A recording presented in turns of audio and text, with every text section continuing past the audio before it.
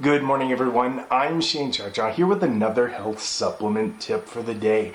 So today I want to talk about these little white pills. Now, these little white pills come in liquid, capsules, bigger tablets, all kinds of things. What is it? It's melatonin. So melatonin is something I have used since, I think I was 17 or 18 years old. I started using melatonin. I'd walked into one of my very first health food stores, and I had heard about melatonin on television or something. I'm 37 now, so this is almost 20 years ago that I've used melatonin. Now, I couldn't use melatonin for 20 years straight, and one of the reasons is in Canada, I had used it for a couple of years, I think it was, and the government pulled it off the market. You couldn't get it in Canada, but everybody in the United States could still benefit from melatonin. So melatonin is a hormone that we tend to produce when it starts to get dark out. That's what kind of makes us drowsy and gets us ready for sleep. But sometimes we need a little bit of extra help. So today I want to talk a little bit about this controversial supplement called melatonin. There's two schools of thoughts. There's a school of thought that, melatonin you shouldn't use kind of long term, and then there's people that say use it all the time. And there's so much controversy with melatonin, I find, what is right for everyone to use. Now, as someone that's used it for, I'd say, 20 years, I've tried everything with melatonin. I've tried taking it short term, I've tried taking it long term, different doses, everything like this. But there is a few rules. I'm going to give you kind of 3 rules that I have learned with melatonin that make your melatonin a lot more effective. So rule number 1 is do not take your melatonin when you first get into bed.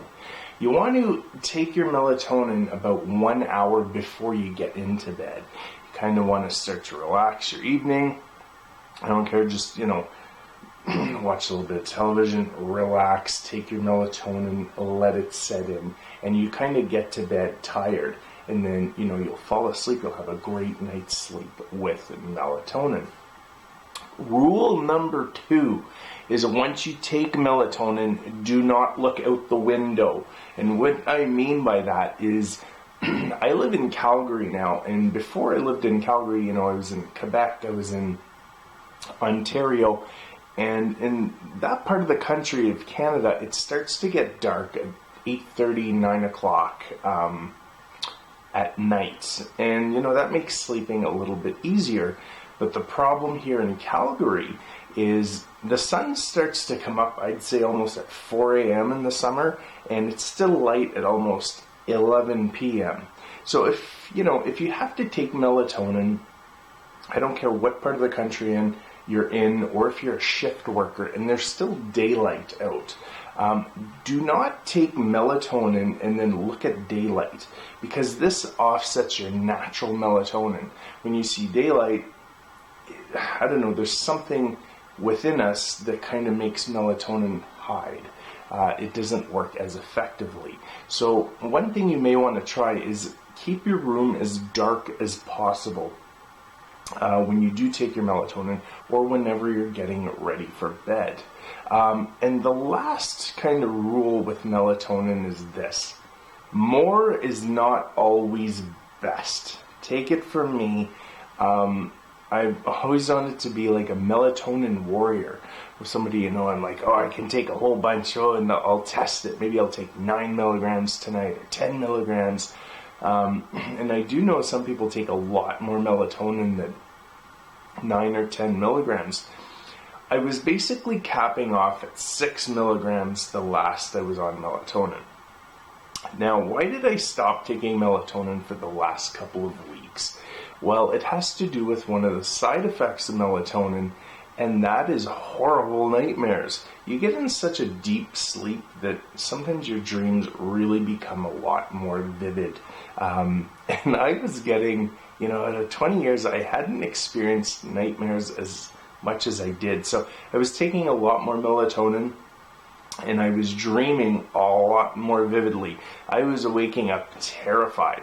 Now, I had always kind of spoke to people about that, saying, oh, it'll disappear, until I went through it. So I've given myself a break off melatonin. I've been off melatonin now for 2 weeks. Now, when I say I'm off melatonin for 2 weeks, now, like Sunday night, if I have to get ready for work on Monday, and I really want a good night's sleep, I will take a lower dose. So what I'm getting at is melatonin and how much you should take. I mean, I've heard on the news like 0.5 of a milligram. You're going to have to test melatonin out for yourself.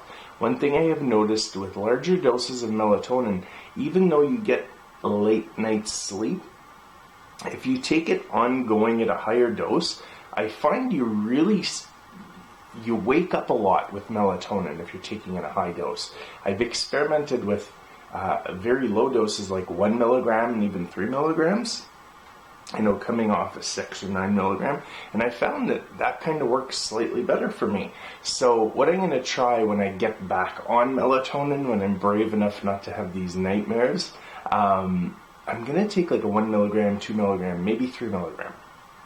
And that may work well for me. For you, I don't know. You got to try it out. Now, here's what I do recommend for large doses. If you are going to use larger doses of melatonin, that's when you kind of want to do it on occasion. If you're going on a trip and you're treating jet lag, maybe you want to take a larger dose.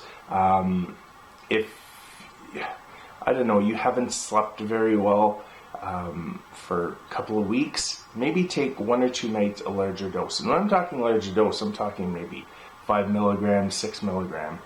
You could even go 10, but usually 10 I tell people that's kind of for jet lag. So yeah, there's my 3 rules of melatonin. Take it 1 hour before you get to bed. Number 2 is don't look at the sunlight when you take your melatonin.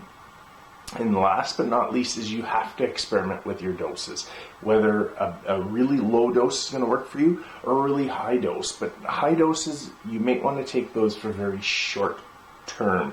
If you have any questions about melatonin, feel free to email me at shanespilltalk@yahoo.com or leave me a comment below. I'd like you to subscribe to the channel. Give this video a thumbs up if you thought it was helpful. And yeah, stay healthy, stay motivated. I'll see you in the next video. Talk to you later. Bye.